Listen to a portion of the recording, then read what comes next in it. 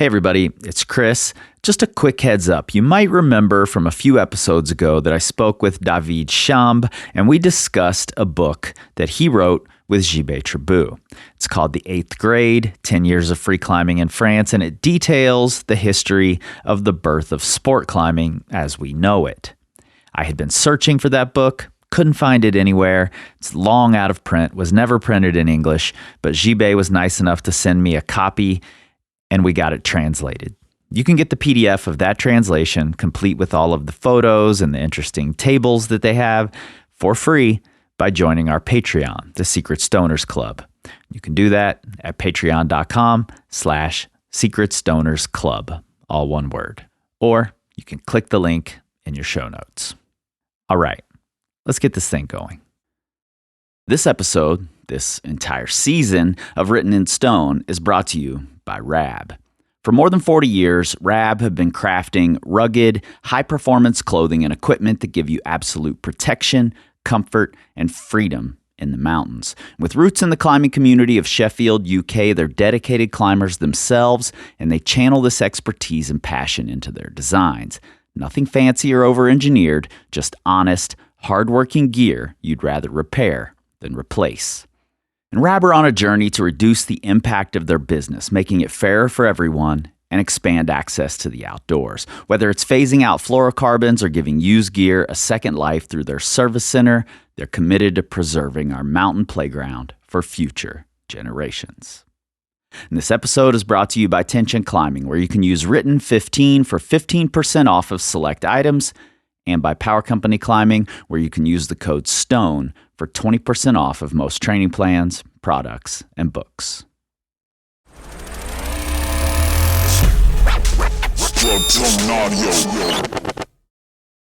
Many climbers put Jerry Moffatt's book, Revelations, on the top of their climbing book list. And in fact, it won the Banff Mountain Book Festival's grand prize. And this is in no small part due to the work of today's guest, Niall Grimes, who co-wrote the book with Jerry. Niall is an Irish climbing legend who lives in Sheffield. He's also the host of the hilarious, story-filled Jam Crack Climbing podcast. And Niall has a rare ability. If you're a hip-hop nerd like I am, he's a bit like an MF Doom song.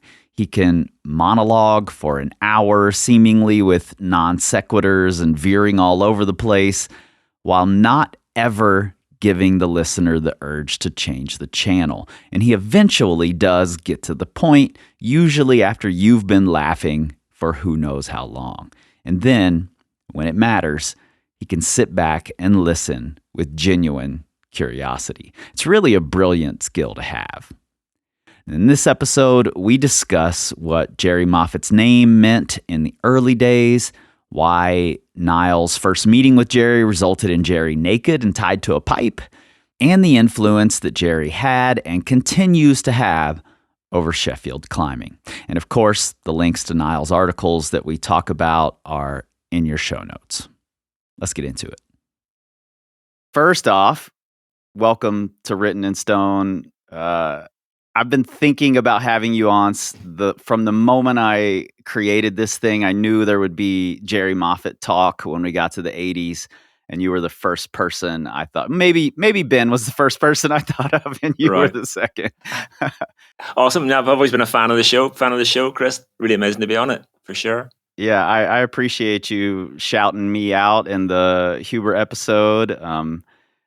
He was one of my villains of last season, yes. So it was fun to be shouted out in those episodes, which I really enjoyed. Cool. Listening to you and he talk. He gives a very different side of the story, doesn't he? Exactly. There's two different sides in that story for sure, which is good. Yeah, and I love hearing all sides. Like you say in your episode, I'm biased and I'm going to put the story out there how I want to, but he should be doing the same. For sure, and he does. Yeah. I think it's not so sportive, huh? I love it. Let me say. Well, Niall, I'm not sure when you wrote this, but earlier this year, UK Climbing published an article of yours called My Map of the World. Was that from 2020 or was it from earlier? I can't remember. I mean, it might have been around then. Okay, because I think I first read it in 2020. Okay. But it was beautifully written, and I think many climbers can relate to it. And I want to sort of use it to move us through this conversation, if that's okay with you. Okay, yeah.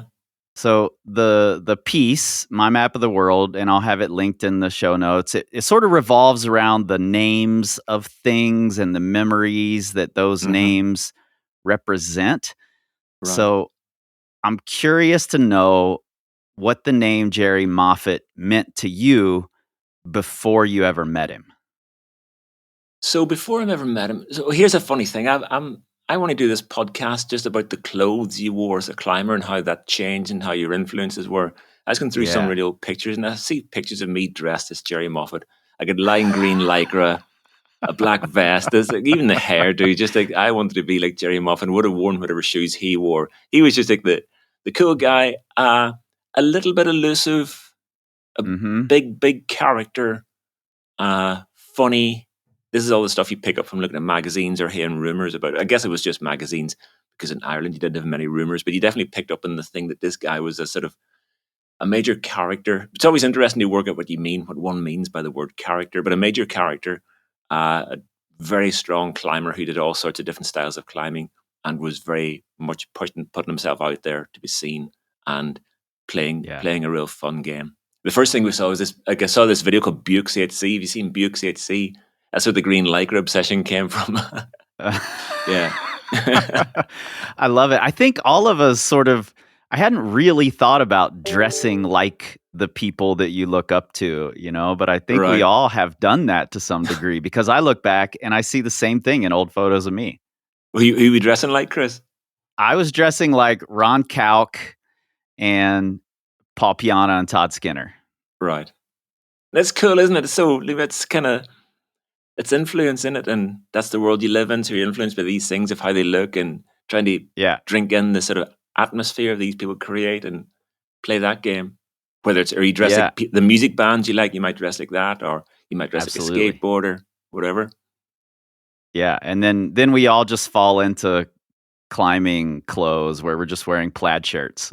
Oh, Jesus. So boring, and it's so boring. The funny thing is, back when I would have liked photographs of myself, I didn't have any photographs of myself. And nowadays, when I look completely boring, I've got loads of photographs of myself. Somehow life doesn't work out, does it? 7,000 of them in people's phones. You know what's funny is I threw away most of the photos of me climbing years and years ago. I went through this phase, and actually I'm kind of still in this phase. So it's interesting that your piece, My Map of the World, came up because I've thought a lot about memories over the last few years and how memories are tied to photos. Correct. And I didn't want my memories to be of the photos. So I kind of got rid of most of the photos in my life. Now, 10,000 of them live on my phone, but physical photos, I don't have very many. Good. That's a good thing to do. Act upon your impulses and reframe things. Yeah, I think it's interesting. Yeah. Well, I'm going to read you some parts of your essay. That's good because I can't remember it very well. Okay, good. So as we go, has anyone ever read your work back to you out loud? No. Okay, good. I'm going to be your first. A policeman once did in Bradford. All right, here we go. I was terrified. Terrified that my feet would slip, that my hands would give out, that my arms would uncurl, that the rope would break, that I would need to try even harder, that I wouldn't make the next move, that I would make the next move, that I might have to give up, and that I might yet become even more terrified. At the top, I laughed, the way you might laugh at a car crash. So surely you had met Jerry before you took the photos for your story, King of the Crag, right? No. No. You had not met him before that? I had not met Jerry. That's the first time I met Jerry. Yeah. I couldn't believe it. I couldn't believe it. Oh my God. Yeah, I couldn't believe the situation I found myself in with that. And that was all based on my sort of imagination of Jerry. And I think in the article it says, but you didn't see him much because you never saw Jerry in the pub much. I guess he's abroad mostly. Yeah, it was my first meeting with Jerry. Oh my God. That's amazing. That's Yeah, amazing. So amazing, your first amazing. meeting with Jerry was basically with him naked taking Yeah, photos with you. yeah, I tied him up to a pipe in an abandoned house, naked, and threatened to break his fingers.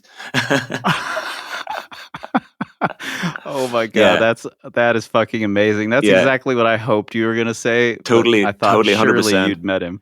I'd I'll met. link that story and the photos in the show notes for Right. everybody. Okay. Yeah. Uh, with the UK being, a smaller scene than like what I'm used to here in the US, where it sort of spreads out over this giant, vast country. Mm. Was Jerry's superstar status bigger because it was a smaller place, or was it smaller simply because of proximity? No, well, whatever world you live in, that world's, no matter really how big or small it is, that's your entire world, isn't it? If you live in a village Yeah, somewhere in Kyrgyzstan, that's your entire world, and the story there is massive. In Sheffield, it may totally. have been small, but I don't think it was small. No, he's an absolute legend. He was like, sort of, there was a mystique about him, which people would, there's these sort of sayings like, what would Jerry do? Because Jerry would often think through problems and sort them out. So there's this sort of sayings like, what would Jerry do? Or you'd be told I was at Raven Tower and Jerry showed up and he got out his Porsche and somebody beelied him a thing. And he looked down and said, there's only 3 people in the world can do this move. And he sort of shouted and then just zoomed off. You'd always hear stories about him. So it just became this, like, like sort of put downs. He'd always put people down and mess around and say funny things, and they'd always get passed on, like campfire stories, because before you had anything else, these were the things you fed on. So that, in a way, that made it, Right. the mystique made it bigger than anything you could Mm, possibly do with the internet now. Like, sort of, it was way bigger because of this. Because, I mean, the Sheffield wasn't a small world. I mean, there's thousands of climbers, whatever a large number of climbers were in the 80s or yeah. 90s. So it wasn't a small world, and internationals would pass through.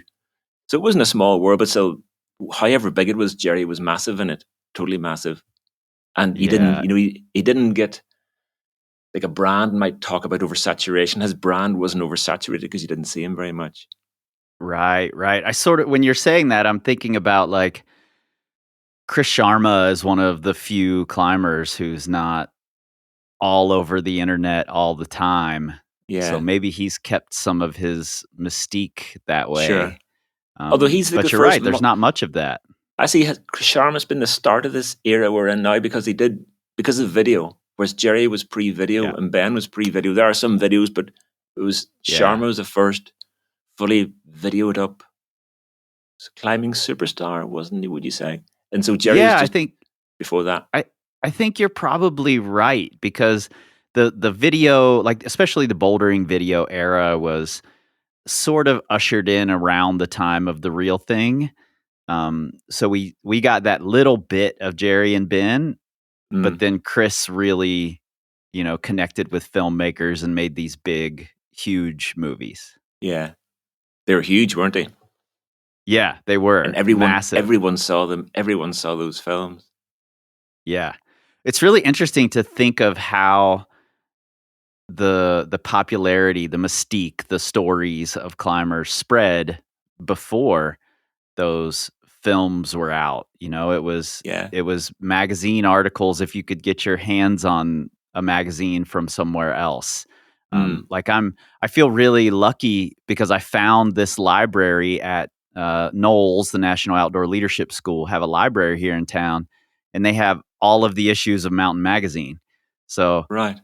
and that's a magazine I never saw coming up. I saw Climbing and Mm, Rock and Ice.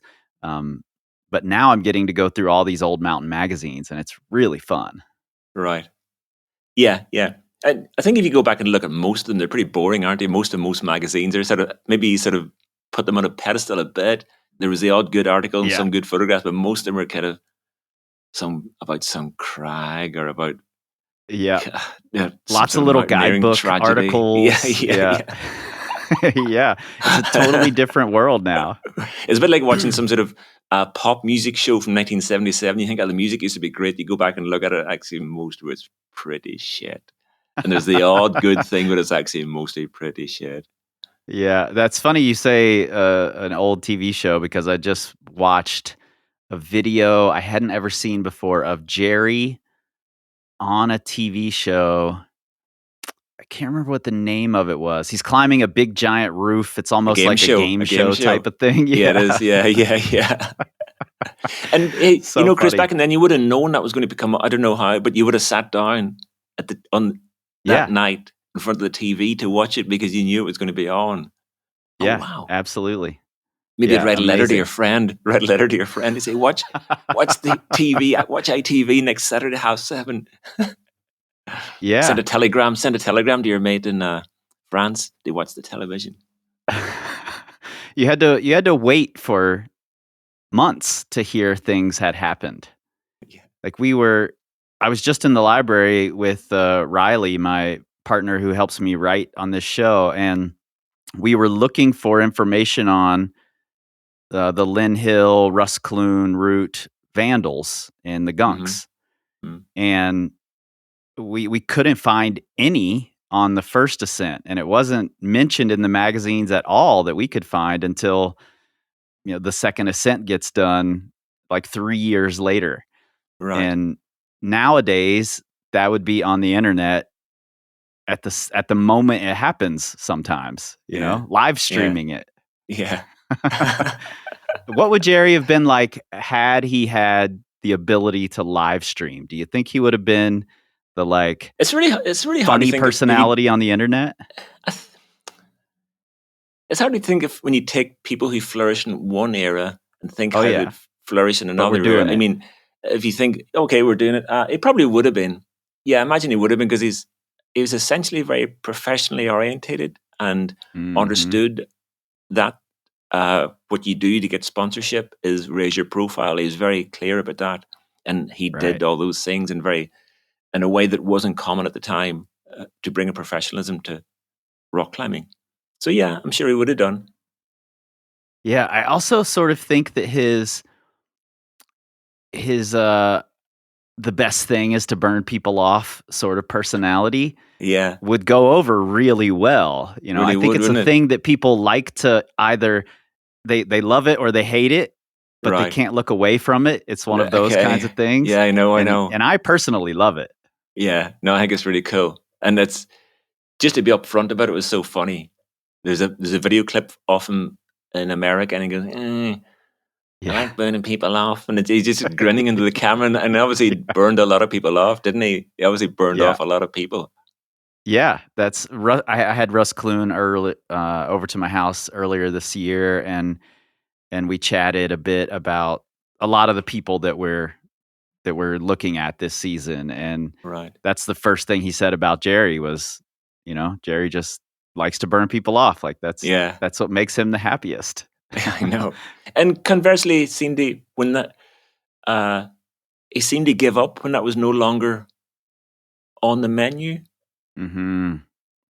Complex Yeah, answer, complex question. That why he did pretty bit more or less give up very that's an abruptly. interesting thing. He still owns the foundry, is that right? Correct. Yes. Yeah, Part owner. so he's still at least tangentially in the climbing scene somehow, Oh yeah. um, but doesn't really climb much, is that right? No, he did have an injury. He had a surfing injury and broke his back, which I think gives him problems. But he did do a bit. But in that incarnation of him as a climber very rapidly fell away. On the other Yeah, side, you could say he never seemed very open about sort of not being the best anymore. So it's not the same fun. But he did right. have a family, so maybe it was just a wise decision Mhm. to sort of you can't do all this. Maybe it was deep down it was a good decision to make. Okay, I've got kids, got a Yeah. family. Can't be trying to Yeah, I burn think people so, off anymore. We all make our decisions, and who am I to say his decision was the wrong one? Mm. But just this points at the sort of pleasure he must have got from being the best, burning people off. Yeah, and just recently, I put out the episode with Jibé Tribu and Arnaud Kent, and Jibé said he had a conversation with Didier Rabitou, and Didier said the same thing. When he wasn't the best anymore in the competitions, he just lost his motivation to Right. try hard. I've got this phrase. I've made up this phrase. The people who are really brilliant that they've drank from the chalice, Mm, and then now you've been fed some sort of some sort of thing that's not very. You can drink that. What's this? It's some sort of cheap drink. Okay, it's not that nice, is it? I usually drink something really nice. I usually drink from the chalice. Now you expect me to drink this? You just might think it's not quite the same, is it? Yeah, when they're not getting the chalice anymore, they just want to leave the party. I don't blame I them. know, but I wonder if you did speak to really good climbers. Is the feeling of climbing amazingly just is that something that's completely off that feeling? Is it just completely off the planet? How you must feel to be Jerry Moffatt in 1989, or Chris Yeah. Sharma in 2001, or John Hmm. Long or John Backer at their heyday? Was it just Did it just feel incredible? Just incredible. I imagine it did. Yeah, I have to think so. I mean, Lynn Hill. everywhere you go, you climb all the hardest things in a couple of Mm, days, and yeah. you're the guy, you're the woman, you're that person. Your body's just this machine of ability, and wow. Yeah, fascinating. Yeah. And then you're down some quarry, trying to red point a 7B plus. This isn't the same as this isn't the same as burning off JB Tribu in France in 1989, is it? Yeah, well, that's one of the things I found really fascinating about Gibet was he was he and Arnoux both were like, "Oh yeah, it's great that people can just record all their ascents and put them on the internet and everyone can see their performance that day." And Gibet's still out there dedicated to climbing, even though he's one of those personalities that I would think that he's not the best anymore. He's not gonna be as dedicated to it. If I had to try to lump people into a bucket, I would put him in that same bucket as Jerry and Didier. But he was in tent sleep, sleeping in a tent to climb, Yeah, and that's really inspiring to me, actually. yeah. I've got another passage here from your essay. It wasn't an easy day out. It wasn't a comfortable day out. It certainly wasn't a fun day out. But as we drove home that day, age 16, I felt I had just had the most amazing day of my life so far. When I read this, I thought about you working with Jerry for Revelations. I have to imagine there was some intense moments and some fun moments. Is that true? Was it all fun? Was it all intense? It was all fun. It was all fun. Revelations is the Jerry's autobiography I ghost wrote. It Yeah. was all fun. It was so much fun. It was so much fun. Uh, Jerry was an absolute star, really gracious, never, he's just pure good vibes the whole time, just pure, uh, in it together, super in it together from the word go. And I'd barely met Jerry before. I'd done that thing with him and been away for a weekend to Fontainebleau with him, but didn't know him You that tied him well. to a pipe naked Yeah, and yeah. So I tied threatened him to him. tight naked, threatened him with history. Chris, we had history. Well, you'd seen him naked, so I mean that's a good start to the Yeah, history. yeah, yeah, yeah. So I did the book naked just to sort of play to make Nice, it perfect. equal. Yeah, I did all the writing. As you should. It's only right. No, it just seemed like a really easy project to do. Jerry is an amazing storyteller. Uh, he's not afraid to be the brunt of the joke, and Mm. the way some people tell stories, they put it together in such a way instead of sort of a life. The way some people just start talking, and you sort of can't tell how long they're going to keep talking for. They don't transmit an energy of an arc. And Jerry Right. could tell really good stories that had an arc, and they came to a climax, and they were cool, and he was honest, and just we both wanted to make a really good book, and we had a great time doing it. It was always fun, amazingly, because his reputation did go before him as a bit of a brat, and Right. uh, he definitely did have that reputation, but he seemed very different from that, Do you think or he he was. played up the brat attitude, for the magazines and the video and Probably, all of that? probably. Yeah. It just it like he told some story of trying this route up in a crag called Gordale in Yorkshire, and he's trying to do the second ascent of some Ron Fawcett thing. So I guess there'll always be like the thing. I mean, saying Ron Fawcett took 6 days on it, then Jerry's story would be, I'm going to go and do it in a day. I'm going to go and do it in Yeah. one day, and then I'm so much better than it. He's trying this thing, and he said he fell off. And he fell off and he started swearing. He said there wasn't anything I didn't say. I was just shouting at the top of my voice every word I could think of. He looked down to his belayer, and his belayer were just stood in this school group of little school children. And the belayer, he said the belayer was just sort of covering his eyes. He just so embarrassed, and you just see him looking around, just squirming, saying to the other little children, he really wanted to do this route. He really wanted to do this. While Jerry's hanging the rope, just saying every obscenity under the sun at the top of his voice in this little windy little thing. So it's kind of, I guess that sounds like fun, doesn't it? It does sound like fun just to fully give yourself to something. And yeah. so, but yeah, I'd say it would play it up a little bit for that.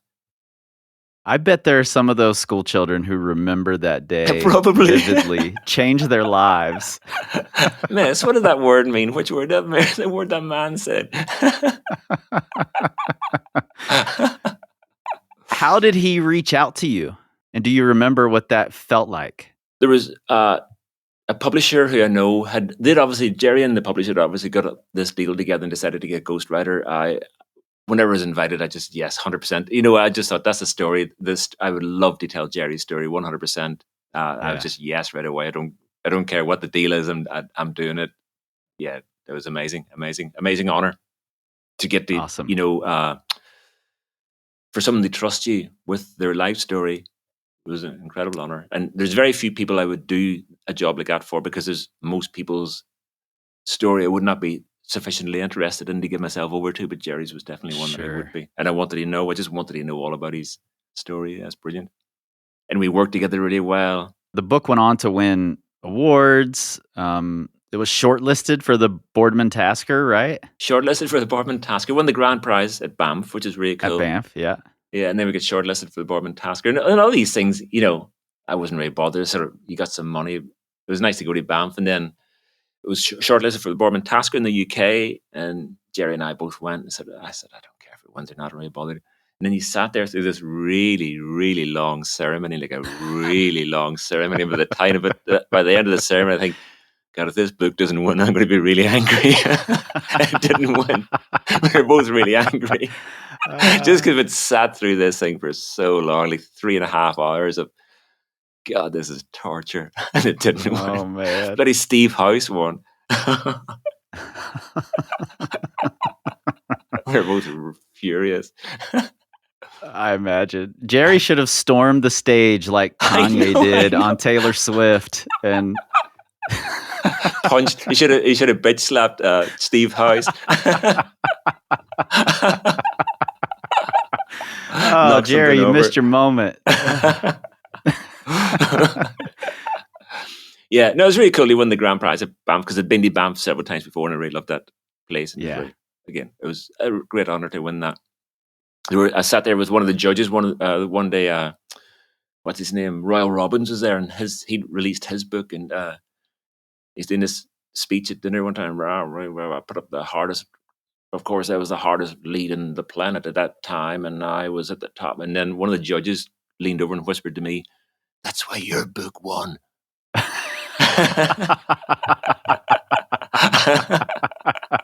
That's of course, perfect. By that point, I was leading the hardest climbs ever been put up in the world, and we got to the top. And that's why your book won. Well, a lot of people put that book at the top of their list of climbing history books. Really, I just talked with Buster Martin, and he told me that he got it for Christmas at an age when you couldn't get him to read anything. And he read it cover to cover in one sitting while he was in the garage doing sets of pull-ups.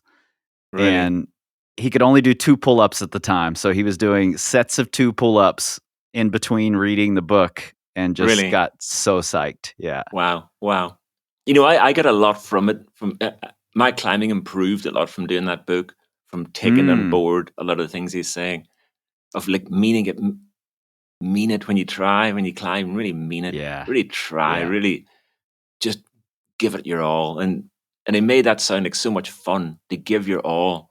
Just, it didn't sound like a chore, it just sounded amazing. And I learned to do that a lot from even just if you're down the wall trying to think a few times, and then just this thing of just turn around to your mate and go, right, watch this.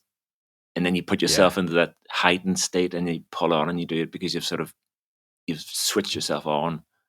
This It's such an matters. important piece, and Jerry embodied that, you know? I think Mm, especially he had that, like, aggression, I think, that he brought to climbing, yeah, and maybe there was someone before him, but, it seems in my memory anyway that climbing was, like, all about flowing and being one with the rock, sort of Edlanger style, right, and then, like, Trabue and Jerry were the first really aggressive, right. punk rock sort of climbers. Yeah, yeah, I yeah. think No, it that did sound like a sort of just that thing, isn't it? It's really cool. That sort of yeah, turn it on. yeah, and it reminds me of, like, Jason Cale in the Okay, sense yeah, that yeah, I can he see can that. be funny and joking, but then when he pulls onto the rock, it's all serious, all Mm. go, you know, Jerry said that about Ron Cog too. That he'd joke around, but when he climbed, he was fully focused, like off the route, really chilled, but really yeah. turned it on. Yeah, you know what's interesting? I climbed with Ron, in Vitavu years and years ago, and I had seen Okay, all the movies of him, The Masters of Stone, and, in my head, Ron Kalk moved really slow and super graceful, and you're right, he was really chill on the ground, but then I noticed pretty immediately when he pulled onto the wall that he moved lightning fast and with, like, the utmost confidence. There was right. never a second guessing. Every move was quick and precise, and it was really cool to watch because I had been thinking of climbing as supposed to be really slow and flowy. And then I was like, Uh, "Oh, this guy's not slow at all. He's climbing like a sprinter." It was right. really cool to watch. Wow. Yeah, no, I can see that comes. That's a Jerry thing too, and it just like really explode. And the Yeah. way they trained was explosive training, wasn't it? Really explosive Mhm. training, like not plodding at all, just like smash things out.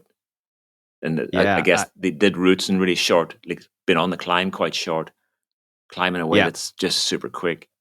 I imagine I imagine that some of that, like, number 1, Jerry's control and his ability to on-site things and just not fall off probably had a lot to do with Gritstone, but then his aggression and his power must have come from places like Raventor and some of the Sure. more scrappy, bouldery limestone zones. Yeah, yeah.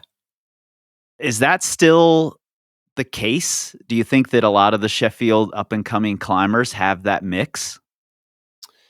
No, no. No? Uh, I'd say there's a big sort of splurgy pool of people who are quite strong, but very few people rise up out of that.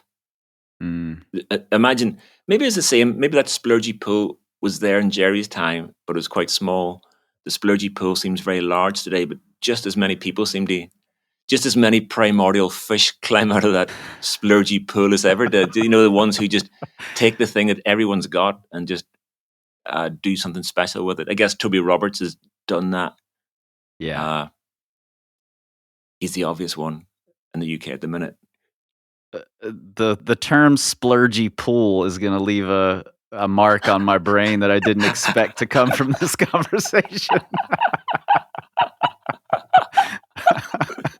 You know, all the people who sort of have that if they would have been the best climber in their backwater, Yeah. and they maybe come to Sheffield, and there's lots of people at that level. I imagine I don't know much about it, but imagine there's a lot of people within a very small percentage of the strength of the very top people, but the gap between them is huge in terms of Yeah. what you actually do or get done. Yeah. Who are the strong Sheffield climbers? Because when I hear UK, Ireland, Scotland, I know this is probably blasphemy, but I sort of lump all those places into Sheffield because I'm a dumb American. Right. Who are the strong Sheffield climbers now? Like, is Aidan Roberts and Will Bosey, are they Sheffield? They are and they aren't. They come here. I mean, they're obviously Mm, both incredibly good climbers. yeah. They're sort of they're primordial fish, aren't they? Yeah. Uh, Very but much yeah, so. and they Out of can the actually splurgy pool. out of the splurgy pool. Yeah. I think my town is a splurgy pool, Niall. Okay, what town's that? Lander, Wyoming. We're Lander, a Wyoming. Yeah. splurgy pool here, I Well, think. so is Sheffield. Sheffield's a splurgy pool too. And there's a guy called Jim Pope. Jim's a really good climber. Jim's not the strongest, but Yep. he just seems to be able to get stuff done, which is just he just does so much stuff, and it's really amazing. And then Molly Thompson Smith and Yep. Shauna Coxey obviously has got Shauna, that. of course. Shauna's obviously yeah, got that extra thing, which for sure. can take you from the ability to the output. She's obviously really got an amazing Yeah. ability to output things. The first World Cup competition I ever went to, I was interviewing climbers at the World Cup, and I was standing right off of the mats, right in front of this problem that I don't think anyone had even done yet. And Shauna comes up to the problem, and she tries it once or twice, and then she turns around to the judge and says, "This wall is on, right?" And the judge is like, "Yeah." And I'm thinking, what on earth is she thinking about that wall for? Like, you clearly can't use it. But then she pulls on and just stems up the corner with no problem, climbs it like she's climbed it 100 times before. And Right. it was such a brilliant moment to watch, just the way that she thinks different than everyone else who was there. Yeah. Really cool. Really cool and sort of mentally very masterful. Yeah. Yeah. Yeah. But yeah, there's loads of walls in Sheffield now, and the strong people still come here. And yeah, there's lots of them around. I guess I'm thinking about it in terms of outdoor climbing. Who can then produce it in outdoor climbing? Obviously, Will and Aidan are the obvious ones. Mm-hmm. And then there's people. There's some people who have a good run. Nathan Phillips is a good run, repeating some of these routes. There's a crag called Badger Cove, where there's 8B pluses and 8Cs have gone up from Will and Aidan lately, and Nathan's been doing good stuff there. So he's had a good season. He's post comp climber. So yeah, That's Jerry was one of the top comp climbers, in the early days of competition, as well as, really creating a lot of the mystique around the Sheffield scene. yeah. So I'm curious, is there like a sense of history with the young climbers there? I hear from a lot of people that they don't think the young climbers have a sense of history. So I'm curious, with Ben there, Jerry there, is it? Yeah, a few of them do, definitely do. Generally, maybe not. And I can understand that. It just seems like such a different world Sure. and Yeah. not the thing they're used to. I guess it'd be interesting to understand the different things, but definitely some people do plug into the history side of things, but it's not common, I don't think, but understandable. And nowadays, your heroes, it's because of social media, you can sort of really engage in your contemporary heroes in a way you couldn't do back then. So maybe something Right. moves out and something else takes its place. But Sheffield Yeah. is definitely, or Jerry is definitely part of Sheffield's DNA, and what he put Sheffield on the map in that way. Yeah, One for of the people who sure. did. And then so climbers like GB would have come to Raven Tower, and Americans would have come Right. to Raven Tower just to test piece themselves in these things. Wolfgang even came to Raven Tower. Yep. Yep. When did you start climbing, Niall? 1988, 89, 86, something like that. Mid to late 80s sometime. So it was after Le Ministrel came in and soloed Revelations, is that right?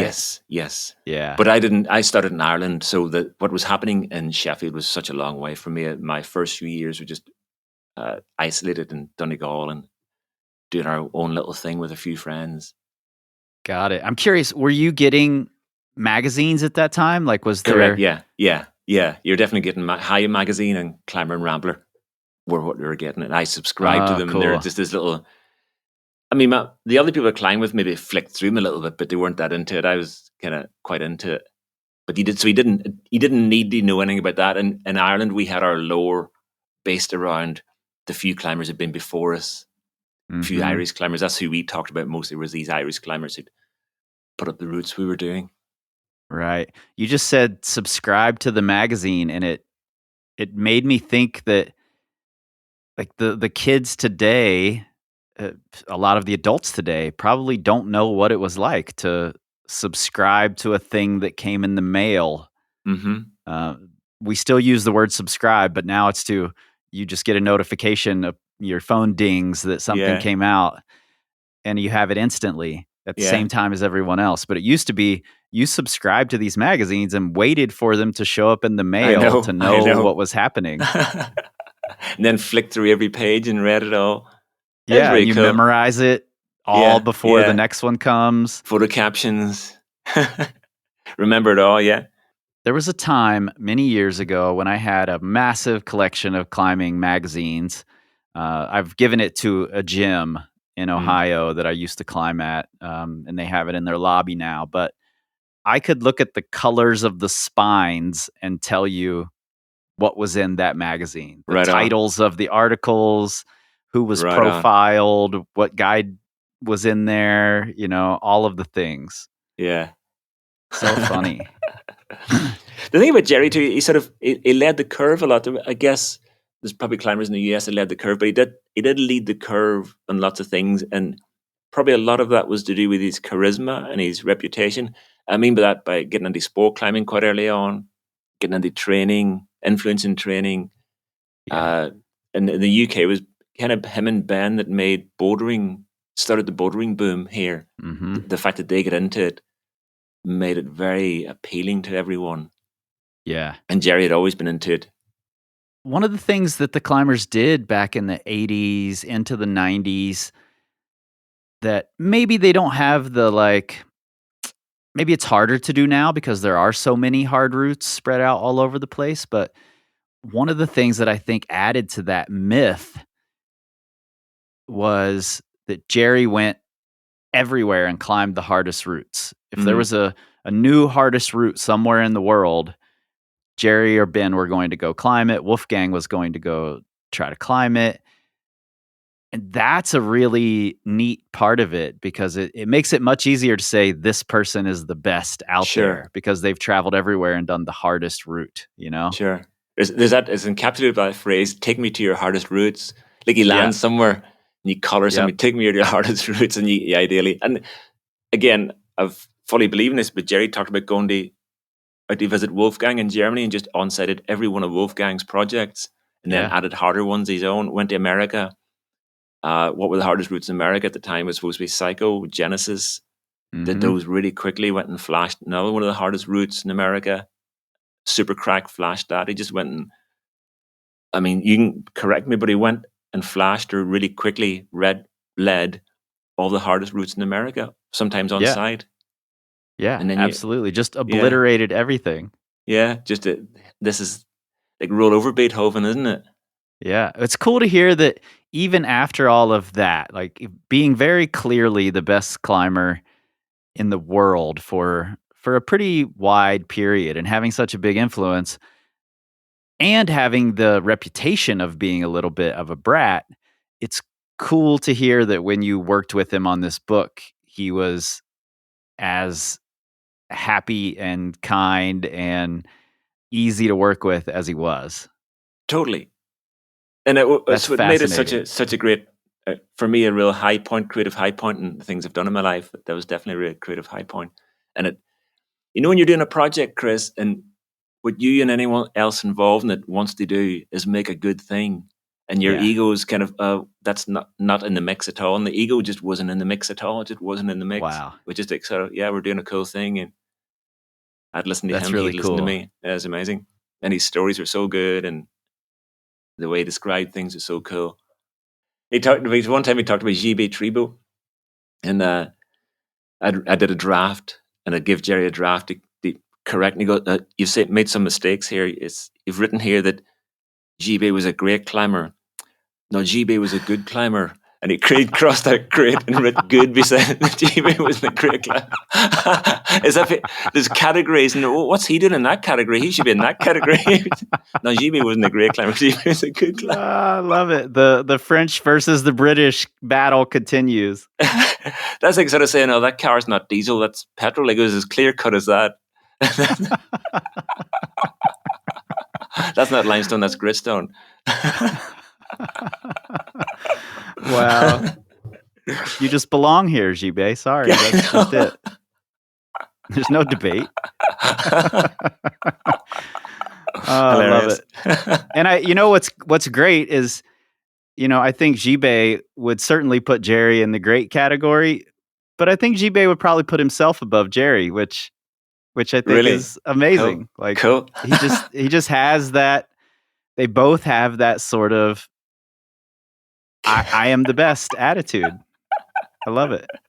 Coming from a hip hop background, that's part of the DNA of hip hop. So right. I've carried that into my climbing sometimes, and certainly into my music when I was making music about climbing eons ago. Right. And sometimes it rubs people the wrong way, but I really do love that attitude. Right. And Jerry could back it up. Yeah. That's the thing, isn't it? There's another podcast. Aiden does a podcast. Aiden Roberts and guy called Sam. Brilliant podcast. show. Yeah. And I keep saying we should just do, and I slag them off sometimes. And the idea is they slag me off too, and they fucking never slag me off. And I'm sort of saying that podcast shit. And they're not very good interviewers, and it's not very interesting. And I just think, wait, why didn't you say something back about Jam Crack? It'd just be really good fun, just to really go for it with each other and just take the piss out of each other. I agree. Like you and Kalous do. Yeah. Yeah. Going back to something you're saying about that take me to your hardest routes thing. I guess back then, the hardest routes, people weren't spending quite so long on them. So it's a bit more viable to fly to America and try and repeat the hardest route in a set amount of time. Because, if you look at something like Realization that took seasons to do, by the time you move into that, it's probably very hard to go and do a very quick ascent of a contemporary's hardest route, even if you're a close enough climber and ability just to go and repeat it as a major investment of time. So that makes it a bit harder, and then makes grades more important, doesn't it? Because if what you're ranking things on is people's ability to go and repeat other routes, the grade doesn't quite matter as much, because what matters is how long it took them or whether they couldn't do it or not. Yeah. I mean, just recently, Adam Ondra put out a video of trying DNA and Seb's route DNA, and at the end of the video, he says, I could see doing it someday. Maybe next season. Maybe it takes years. But I think sometime I could do this thing. So you're right. It's not like you could take a 3-week trip to another country and just climb all their hardest routes anymore. No. Did you get the impression from that video? Thought it was a bit sharp. You didn't like it that much. Did you get the impression? I did get that. This kind of a bit of a pain in the ass. This route. But I sort of just expect all really hard climbing to be that way. Right. To be unpleasant, and you just have to be willing to grit your teeth and go really hard to get it done. Yeah, and that's the reality, isn't it? It's not going to be easy. Yeah. There's going to be lots of reasons to fail, and not many to succeed. So you got to battle all that. Well, I have another passage here from your piece. I got a couple more, actually, but this will move us into the next section. I think often about the climbs we did, how much we put into them, and how much they meant to us. These obscure routes and obscure places were everything to us. We dreamed of them all week and did all we could to have the freedom to get there and the skills to succeed when we did. And I sort of latched on to we did all we could to have the freedom to get there when I was reading this. So my question to you is, how much credit should Margaret Thatcher get for the jumping climbing standards in the mid-'80s to early '90s?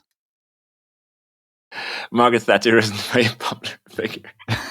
But she has to get some credit. Especially in Northern Ireland, she didn't make many friends. There's a lot of people very happy whenever she died. I don't think there's much credit coming to Margaret Thatcher. to be honest. But She, we have to she, give the dole some credit, though. sure, sure, yeah. If it's not Margaret Thatcher, we have to give the dole some credit. Yeah, okay. So yeah, and I definitely benefited from myself, and it created a culture, and you could very easily look back on that time and be judgmental about it. And I think a lot of the things that get put out today would play down some of the aspects of 80s Yeah, climbing culture. It was naughty. It was quite naughty, uh, yeah, especially in Britain. It was quite naughty. It was a bit lawless. Uh, People didn't care about the rules or the norms and did whatever they wanted. It seemed pretty sick, actually. It was pretty good fun. Uh, Laws were broken. People were selfish, uh, just out for themselves. And I'm not being critical about this, but it was kind of that was the time. I'm talking about stealing, about doing what you can, sure. frauding people. Shoplifting was almost a badge of being a climber, and Yeah. that's what you did. It sort of was part of the culture. But if you look at lots of cultures at the time, they're all pretty, like, again, go back to music, they were rough. There was a Hmm. rough side to them all, and it was a rough time. And this, the UK was shit. There was a lot of racism around. There was unemployment. There was lack of money, lack of hope. It was just a rough Hmm. time. And I guess climbing was this world that you could escape and lose yourself in, where all these negatives were things, not they weren't necessarily positives, but they allowed the positives. Yeah. And it was a pretty rowdy culture. Like, rather, the country was full of riots. Terrorists were everywhere around the globe. It was Right. quite a time. I suppose if you were going to make it out of that still climbing, you had to be really dedicated. So Mm.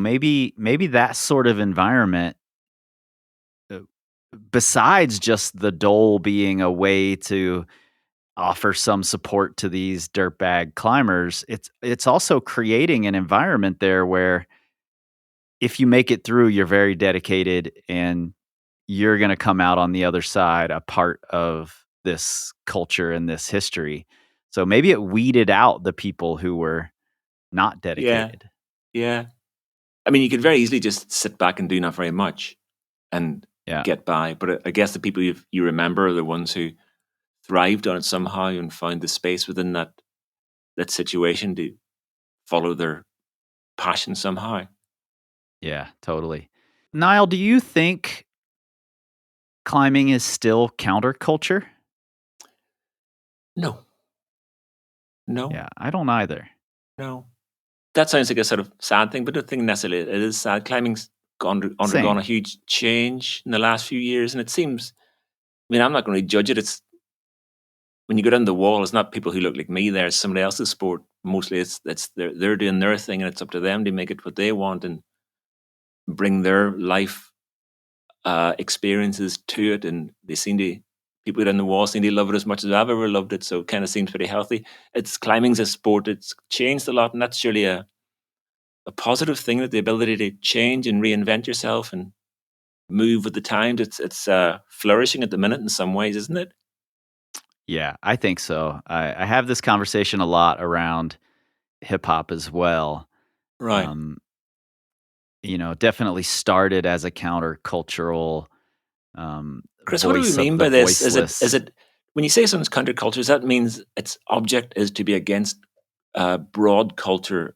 Because it's you know, so I don't believe in God, but I don't want to be called an atheist because I don't want to be defined by that Right, belief. It's right. not for a God believer to judge me and call me something, because that's not on my menu. So if something like climbing exists and all people are just doing what they want to do, and what they do isn't dictated in any way by common culture, can it then be called common culture, counterculture, because it's not in any way its motive? That's really interesting point. Maybe you just completely took counterculture out of my vocabulary because calling it counterculture is defining it by the common culture, right? Right? Yeah. So maybe it's just creating another culture, which Yeah. is which Probably. is a good thing. So Yeah, I like that. I like that distinction. It does have a culture, doesn't it? I mean, you and Yeah. I part of that culture. The sort of it's the creative output that's beyond just the activity itself. Or I guess Do you think it everyone's still part of it. has a culture of its own? I'd say so. Yeah, the Anna Hazelnut's part of it. All those YouTube Yeah. influencers are part of it. Yeah, Adam totally. Ondra is part of it. Uh, all those people are motivated through their love of climbing has motivated them to create something around it that reflects climbing. So I'd say that's culture. Mhm. You think it's better now than it used to be? Is it better? I mean, definitely gained a lot of very positive things. Again, I'm going to go Yeah. back to this music thing. If you look at lots of concert footage from the 90s, it's only men. It's only Yeah, men there. And again, during Hard totally. Grit, this film Hard Grit, there's just no women. There's just no women climbing in the 90s. Even the 90s in Sheffield, there's very, very few women climbing. Yeah, And I mean, that very you few can't when say I that's a started climbing. you can't say that's a great thing. I mean, it was I the climb agree. itself is lots of fun, but you can't say, "Oh shit, now there's loads of women do it." Yeah, I totally agree, man.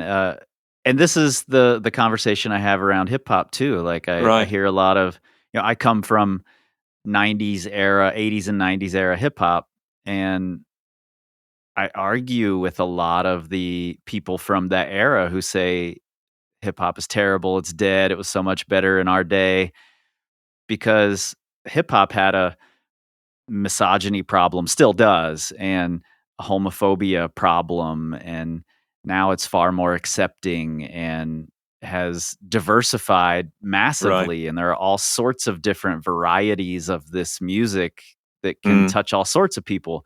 And I sort right, of feel the same about climbing. Like, yeah.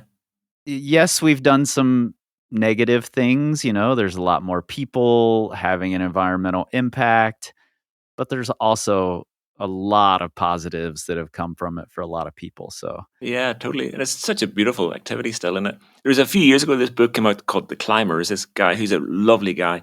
It was portraits from climbing's golden age.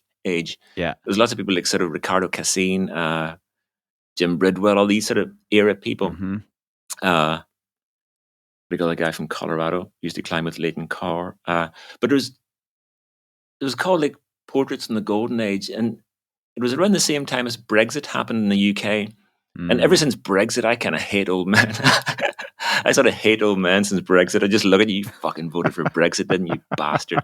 And and there's this thing, and again, this book called The Climbers had it. There's almost like people who are lucky enough to be around a certain time pulling up the drawbridge, and none of them are Yeah. smiling. Which is they're presenting this scowl of our Mhm. time was good, your time is shit. And then what sort of Yeah. message is that to put out in the world? Our time is really good, now your time is shit. And because it is probably really hard today, it's very hard to make money in the UK. Young people can't buy houses. It's fucking really tough time. And some people complain about how people get in touch and want to use some of your stuff for free. And back in the day, I used to get paid loads of money. So I know, but young people are scratching around to sort of try and make things work for Right. themselves. And it's just, there's not Yeah. tons of money sloshing around there where there was in your day. And like people a bit older than me have all retired and they get houses in Spain, houses in south of France, and they fly everywhere 6 holidays a year. And they came from a very Mhm. fortunate time. And instead of saying my time is great, your time is shit, maybe just say I was really lucky that I had that time and I'm still benefiting from it. And it's probably not very easy been making things work for you today. Yeah, I agree. And, if they take that attitude of, my time was different, but I'm also going to embrace this new time, we'll welcome you right into the splurgy pool. You know? Come on in. The splurgy pool used to be loads better. It's a bit cold these days. The splurgy pool was filled with dollar bills back in the day. Not anymore. Yeah, yeah. Is that true? There used to be like people talk about competitions in the 80s. The actual pot the what you won, the figure was bigger then than it is today. That's what I've heard. Yeah, I Mm, don't know for sure, but I've heard that, and that's wild. yeah. Yeah, I know. And you didn't have to train 7 days a week, 300 days Yeah, a year exactly, to come 46th. and ruin yourself for future climbing. Yeah. Well, I'm curious, do Jerry's roots, like the Revelations, Liquid Amber, Evolution, do those still hold like a place of respect 30, 40 years later? 100%. Totally. Not many people, they're still, you're not going to go into those expecting an easy time. And it's the people you know who will do them, and people will put seasons into them still. And some people at Raven Tower will put seasons into Evolution. Down Yeah. in Lower Pentru, and I'd say less than half a dozen people have done Liquid Amber, probably less than that have done Liquid Amber. Yeah. And it's supposed to be one of the best routes around. Yeah, it looks amazing. Yeah, it looks amazing, doesn't it? Very few people do it. Wow. Yeah, so yeah. And I guess if you even go to Yosemite, what place does Dominator have? Dominator is still like, if someone does Dominator, it's news. Yeah. And a lot of the boulders, the Thriller and some of the other things, I'm not sure which ones he put up, but they're still newsworthy sins, but especially Dominator. Yeah. Didn't Carlo Denali repeat it? Carlo did it with the original beta. Yeah. And it sounds like it took quite a lot of effort to do it. Yeah, totally.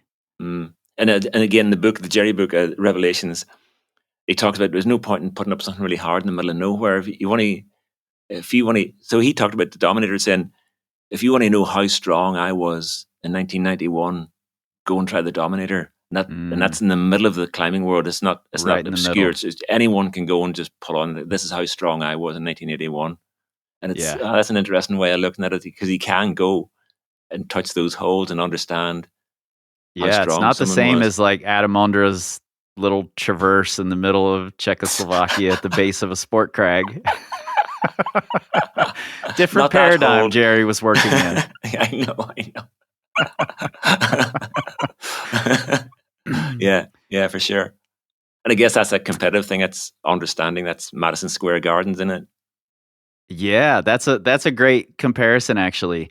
I remember being in Yosemite the first time, and Midnight Lightning and Dominator were the two things that like were inescapable when you were in Camp 4.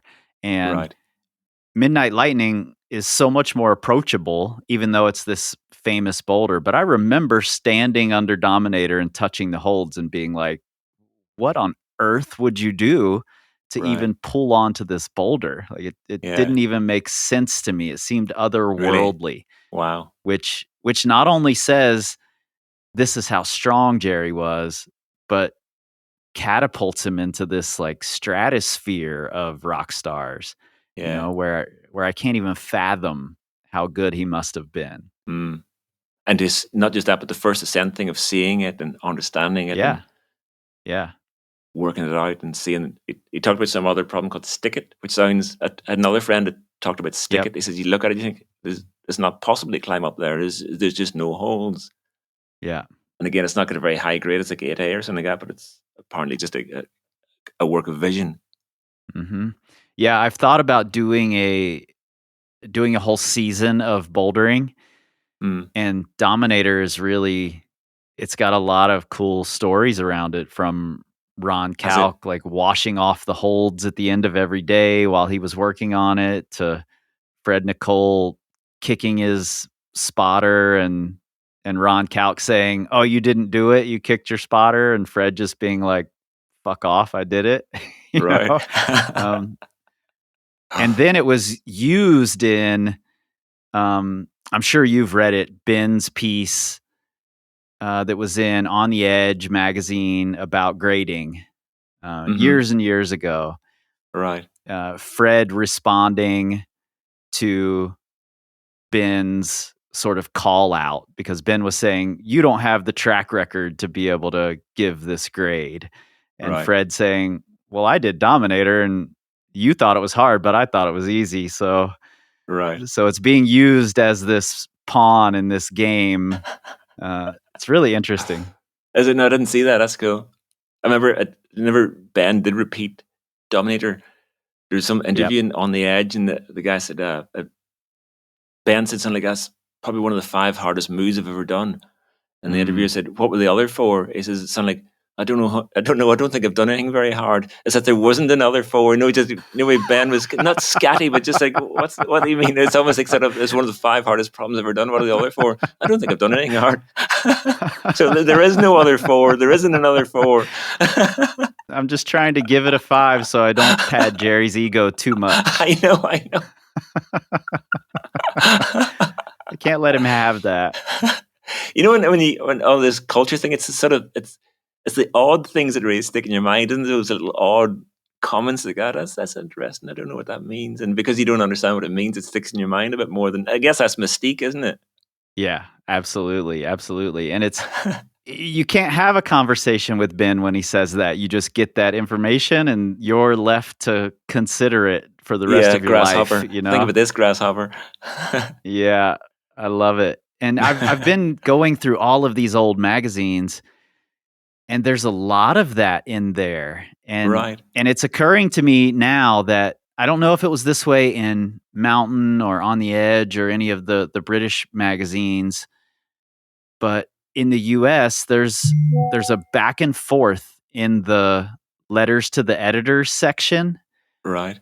that I find it's almost like a really, really slow version of the discourse on social media now where everyone's just at each other. It's Right. like, I'm gonna write a letter to the editor about this person's assent, and then Yeah. 2 months later, there's a reply in the letters Yeah. to the editor. I've thought about if I had a lot of free time, I would love to just go through all of those and find the, like, year-long arguments in the letters to Right. the editor and put them in social media comment form. So funny. There's a book called Mirrors in the Cliff or something like that. And there's some old article. I never really understood the article. I think it's a good Royal Robbins is in it. And one of the maybe there's 3 or 4 people, 3 or 4 voices, and they're just bickering on the way up something on Tisa Ack or something like that on Half Dome, some sort of multi-day horrendous sort of death chop up I something. think I remember this article actually. Yeah, When and you there's sort said of mirrors on the cliff, I was gonna ask you if it was a Half Dome article. they're just not getting on, and then maybe at the top they sort of meet someone and there's somebody overhears them bickering, and then just Robbins just turns and says to them, "It's been like this the whole way up." And it was really brilliant. It just like captured that sort of, oh God, it's just been like this the whole way up. Yeah. Well, you've had those days. I've had those days. It just captured it really well. That sort of just bitching at each other the entire way, and you've teamed up for some sort of practical purpose, not any sort of amity. And you've regretted it since the first pitch. I did what do you call it, Astroman with someone, and it was just a bit of that, and I took no pleasure from the ascent. You know, we got up it, and it was just that's really funny. You had that experience on Astroman because I did too, and right. We were arguing on the walk in. We were arguing up the route, and we only got as far as the boulder problem pitch. Right. And I'm blaming it on him. It may have been my fault, but I'm blaming it on him. He had forgotten to bring the small nuts on the rack, so we couldn't protect the boulder problem. Uh-huh. And I stood there going up and down the beginning of the boulder problem for probably an hour trying to convince myself that I could do it without the gear. Mm. And finally, we just bailed. And I think that's the last time I ever climbed with that guy. Right. You said I'd get down to the ground to both walk off in different directions. We basically did. Yeah. We basically did. I've got the last passage here from my map of the world. And this is for me something akin to like finding peace in the impermanence of all of this. And I think a lot of what we talked about really relates to that. Mm. That the world moves on and we need to be okay with it. But it's also in part why you and I tell these stories, why you make Jam Crack, why I'm making this, because there's also value in these stories, you know? Yeah. But times pass. I have left there, and I don't know if people climb there anymore. The heather will grow and cover over the precious rock. Climbs will disappear back into the land. I imagine someone finding the guidebook with its obsessed detail and its directions, its names and numbers, and going and finding the places where we climbed and seeing nothing. Niall, thanks for that article. I really enjoyed reading it. I'm going to have links to it. Thanks for Revelations, for working on that with Jerry, for doing what you did to make it the juggernaut that it is, and for Jamcrack. Wow, the Leo Holding episodes were like, I think I've listened to them 3 times. Oh, really? So good, so Brilliant. fun. He's one of those characters who, even though he was there in an era of films and articles, there's still a lot of mystique around that guy. So getting to hear him tell those stories was so fantastic. So thanks for putting out the episodes that you do, writing the things that you do, and for taking the time to chat today, man. I appreciate it. Oh, amazing, Chris. Thanks for having me on. I really enjoyed doing that. And back at you, thanks I've really enjoyed listening to Written in Stone. Avid fan. So thanks for having me. 1, 2.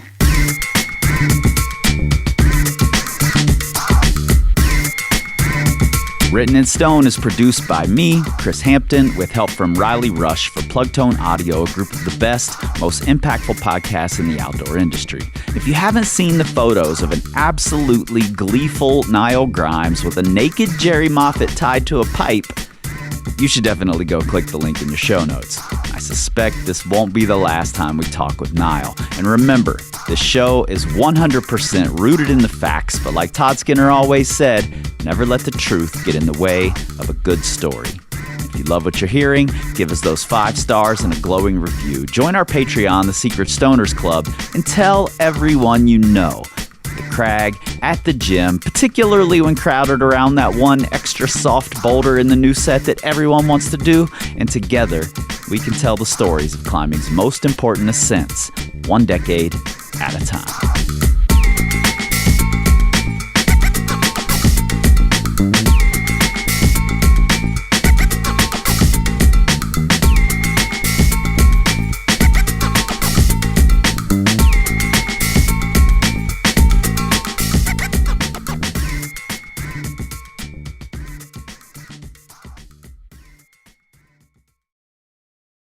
Secret Stoners. I'm totally serious here. If you have not looked at those photos from the article Niall and I talk about of Jerry naked and tied to a pipe, you should go do that. Especially now that you know that's the first time they ever met.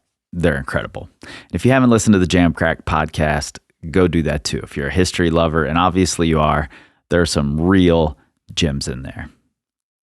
And speaking of gems, we finally finished up the translation of Gilbert Tribou and David Cham's book, The 8th Grade. That PDF is right there in the Patreon for you. Go and get it. Go check it out. It's really fascinating to look at the birth of sport climbing as we know it and the characters who were contributing. There's some interesting commentary in there as well. So I'll be interested to hear what you all think of it. There's also, we put all of the photos in there. And there's one photo of Gilbert Tribou that is absolutely amazing. He's doing this sort of hangboard / campus session. That's what it looks like anyway. Maybe some kind of core workout on a bunch of wooden rungs screwed to the side of what looks like a bunk bed in a dorm room that you can like put your table and your desk and couch under your bunk bed or whatever. And he's shirtless, but he's wearing blue tights, pink socks, and it sure appears that his tighty-whities are on outside of his blue tights. Somebody go look at it and tell me I'm crazy. I know there was a time in like the 80s when it was popular to wear Umbros. Do you remember those? The soccer shorts, Umbros, over spandex shorts. But I don't know about tighty-whities over blue lycra. You guys tell me. Maybe it's a fashion thing. Maybe I just don't know fashion. Anyway, go check that out. I'm always on the hunt for other books that maybe we will end up translating. Also, I finally got the mailing tubes in the mail, so I'm going to be doing the giveaway for the Alan Watts Chain Reaction 40 Years of Sport Climbing poster this coming week, shortly after you hear this probably. So expect that to be coming online soon. And I'm also working on several other giveaways, so stay tuned for those. Something I want to talk about here just really quickly. This season is a little challenging. It sort of laid itself out in a nice way, but because it was the 80s, it was still the early days of hard free climbing, and I'm trying to make a season of the most important ascents, which is a paradigm, a structure that I'm questioning constantly, because this turns out to not be necessarily about the ascents as much as how everyone was interacting with everyone. So maybe it would be better to go 80, 81, 82, 83, 84, what happened in those years. But this is where we are right now. And it makes it difficult because there aren't that many women who were really pushing standards at that time. But there were women out there doing their thing. They just weren't doing the most important ascents of the time, if we're looking at most important in terms of climbing in general. But you guys know I can't go for that. I have to, I want to, and I will include women and the things they were doing in this season. And I had a plan. I was going to lump a couple of women into one episode and, talk about this evolution of women's climbing through the mid-'80s, because it is really interesting, and there were some names I didn't know pushing the sport climbing limits. But I don't think that's enough either. So what I'm toying with right now is continuing our schedule as I've laid it out through February into March. And then once we're in March, dedicating the majority of that month to the important women climbers of the 80s. There's less information out there about them. One, that's a tough thing. Though I think I've found a book that's a really great resource. And two, because they weren't doing any major ascents, it's harder to, and I shouldn't say they weren't as if that's a blanket thing. Some were absolutely doing major ascents. But a lot of the women I want to talk about fall into that same sort of category as like Stefan Glovac, who always seemed to be second at something. The second to do it. He was very good. One of the best climbers of his era by far. He just wasn't doing the first ascents of the biggest things. And that's sort of where some of these women fit in. So I've been struggling with that a little bit just in my brain. I've been turning it over in there. And I think that's what I'm going to end up doing, is dedicating March to a lot of the women who were really pushing the grades in the 80s. And I'm going to try to get on some guests who can really speak to that era in female climbing. I've got one lined up already, but I'm going to be looking for a bunch more. To make that happen, to switch gears like that, there may be a couple more off weeks this season. Maybe one before, maybe one after to regroup. I'm not sure yet. This is just what I do. I throw more on my plate. It's how I operate. I'm right now in the middle of redoing my office because I want to turn it into a podcast/YouTube studio that's generally set up so I can just get more filming and more recording done with less setup. So yeah, it's busy, but I love this shit. Also, last thing here, and then we're moving on. Alan Watts joined the Patreon. He has seen a lot of your messages, and that makes me so happy and ecstatic that he is getting the praise, that Smith is getting the praise, that Chain Reaction is getting the praise, that they all deserve so much. So everybody who posted in that thread about why you deserve the poster, why you want that poster, thank you for that. And I'm sure Alan echoes that as well. All right, next week, we're talking about one of the greatest all-around climbers in the history of the sport who may have done more than anyone else. I hadn't thought about this until right this very second. This climber may have done more than anyone else since free climbing began to change the perception of not only the general public, but also to change the perception of all other climbers as to what climbing is and can be. I think that all made sense. That all was just sliding into my head as I was talking. So, all right. I'll see you guys soon.